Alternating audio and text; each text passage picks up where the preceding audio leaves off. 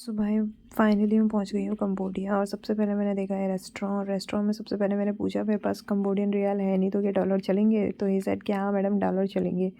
$5 की बिरयानी दी इसने मुझे, जो कि भूख लगी थी तो मुझे बहुत ही अच्छी लग रही थी। एक्चुअली ठीक ठाक ही थी, मतलब सही थी। आगे जो उससे मैंने बिरयानी खाई है, ये मेरी शायद लास्ट बिरयानी थी कंबोडिया की। इसके बाद मैंने कहीं बिरयानी नहीं खाई। उसके बाद मैंने सोचा कुछ ख़रीद लेते हैं, तो मैं चले गई डिपार्टमेंटल स्टोर। भाई यहाँ मुझे कुछ नहीं समझ में आया क्या ख़रीदना है। सब मैं कुत्ते का मीट, कुत्ते का फैट, कुत्ते का ये, कुत्ते का वो, कुत्ता सूअर, कुत्ता सूअर, कुत्ता सूअर और बीफ, यही था भाई। मेरे हो गए हाथ खड़े कर दिए। उसके बाद मैं गई वाइन की शॉप में। भाई बाजू में मैं देखा मैंने वाइन ही वाइन, वाइन ही वाइन। ओफ फिर मैंने सोचा यार क्या ही करना है पी के कंबोडिया जैसे शहर में। यहाँ मैं दिन की धूप में भाई साहब इतना सामान लेके ना घूम रही थी। 25 किलो के लगेज लेके, हाथ में मेरा 8 किलो का लगेज था, और आगे से मेरा लैपटॉप वैपटॉप ये सारी चीज़ें थी काम करने। काम भी तो इम्पोर्टेंट है ना। उसके बाद मैं घूम रही हूँ और मेरे को बिल्कुल नहीं दिखा। मतलब ल्यूक हॉस्टल था, ल्यूक नहीं, कौन सा था यार, मुझे नाम नहीं आ रहा। हॉस्टल था। हॉस्टल बहुत सही था भाई। मुझे 400 रुपये पर नाइट मिला। वो डोरमेट्री थी, मिक्स डोरमेट्री थी, जिसमें 24 लड़के थे और मैं एक अकेली लड़की थी, 25th। और बाकी मतलब पैक था भाई। मज़ा आया, एक्सपीरियंस मज़ा आया। तो वहाँ से मैं जो भी है चेकआउट है वो मैंने सब रिकॉर्ड नहीं किया। मैं थकी थी बहुत ज़्यादा। उसके बाद और परेशान भी थी, और मेरी पहली ट्रिप थी तो इतना तो चलता ही है। उसके बाद मैं सीधी चली गई ना, बैग वैग फ्रेशन अप हो के रशियन मार्केट ढूंढते ढूंढते, ठीक है। मतलब मैंने सोचा कुछ तो एक्सप्लोर कर लेते हैं। उस दिन मैंने रशियन मार्केट एक्सप्लोर किया। भाई साहब मुझे हो गई मैं क्यों आई एक्सप्लोर करने के लिए, इतनी घटिया मार्केट थी ये। पैसे वो ऐसे मुंह फाड़ रहे थे मतलब भाई मेरा मन कर रहा था मुंह में तमाचा मार दूँ खींच के। मतलब $5 भाई, $5 होते कितने हैं। और इतनी घटिया एक्सपोर्ट मार्केट थी ना ये, मतलब रशियन कहलाने के लायक नहीं थी। मतलब हमारे वहाँ का जो रद्दी माल होता है ना वो बेच रहे थे ये। मतलब यहाँ मैंने शॉपिंग करके ज़िंदगी की सबसे बड़ी गलती करी। हालांकि मैंने यहाँ शॉपिंग नहीं करी, कुछ एक आध सोविनियर्स खरीदे थे मैंने। वही फ्लैग व्लैग, फ्रिज मैग्नेट है, ये ब्ला ब्ला ब्ला, ये सारी चीज़ें खरीदी थी। मैं यहाँ से अपना मास्क वास्क पहना, मैंने कहा निकलो यहाँ से, इतनी शर्म आ गई थी। उसके बाद मैं जा रही थी, 2-3 छोटे मोटे स्टोर्स थे और मेरे को चिपकाने वाले नेल्स वेल्स, कॉस्मेटिक की चीज़ें मिल रही थी, अच्छी अच्छी क्लिप्स मिल रही थी सस्ती सस्ती। मैंने $1 की, तो वो मैंने कोई स्टोर से ख़रीदी। इसके अलावा मैंने कुछ नहीं ख़रीदा यहाँ से। और ये मार्केट करने जो टाइमिंग है, एक्सप्लोर करने के लिए आप जा सकते हो। वैसे एक्सप्लोर करने के लिए कुछ नहीं है, सिर्फ गंदी बदबू आएगी, वो भी मछलियों कुत्तों की। तो मीट खाते हैं ना कुत्तों का ये।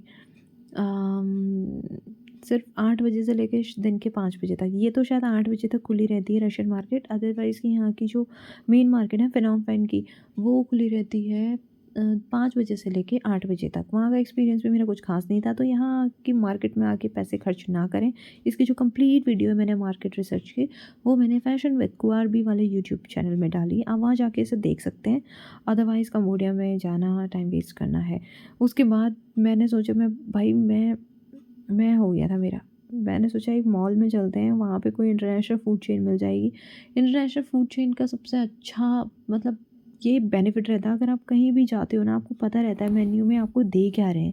तो इस तरीके का कुछ मॉल था यार, यहाँ का स्मार्ट मॉल था। और आपको बताना चाहूँगी कि बाहर जाके अननोन वाईफाई को मत यूज़ कीजिए। ये तो खैर इंडिया में भी होता है, लेकिन बाहर भी मत कीजिएगा। मैंने किया था तो मेरे को थोड़ा सा प्रॉब्लम फेस करनी, मेरा फ़ोन हैंग वैंग हो गया था। वो तो अच्छा हो मैंने समय पे बंद कर दिया था। और ना ही अपना ब्लूटूथ ऑन रखें। वैसे कंट्री बहुत गरीब है, लोग बहुत स्मार्ट हैं यहाँ पे। हिंदी इंग्लिश आती नहीं है यहाँ पे भी लोगों को। उर्वशी नाम बताया मैंने, स्टारबक्स में गई थी मैं, और इसने पता नहीं क्या ही लिख दिया। मैं अपना स्टारबक्स का एक्सपीरियंस आपको बता रही थी यहाँ पे जॉब की। मतलब कॉफ़ी तो ठीक थी, एंजॉय करी मैंने, और थैंक गॉड मैंने स्टारबक्स में गई फाइनली। मैं ज़िंदगी में मतलब मैं सीपी में कभी स्टारबक्स नहीं गई, लेकिन अब मुझे ऐसा लगा कि जाना चाहिए। इंटरनेशनल फूड चेन में आपको जाना चाहिए, एक्सपीरियंस लेना चाहिए। बिकॉज़ आप जब इंटरनेशनली ट्रैवल करते हैं तो आपको मेन्यू का पता रहता है। मैं कहीं कभी गई नहीं थी स्टारबक्स, मुझे ज़्यादातर मेन्यू का नहीं पता था, लेकिन ठीक है, मेरे को कॉफ़ी अच्छी लगती है तो आई नो अबाउट मोका क्या होती है, एक्सप्रेसो क्या होती है, अमेरिकानो क्या होती है, और हॉट चॉकलेट क्या होती है। तो इस हिसाब से मैंने सामान ले लिया था। वेल यहाँ से 2 दिन मैंने निकाले और फिर मैं चले गई फ़िनॉन फ़िन से बैंकॉक की तरफ, क्योंकि मेरा नेक्स्ट डेस्टिनेशन था बैंकॉक।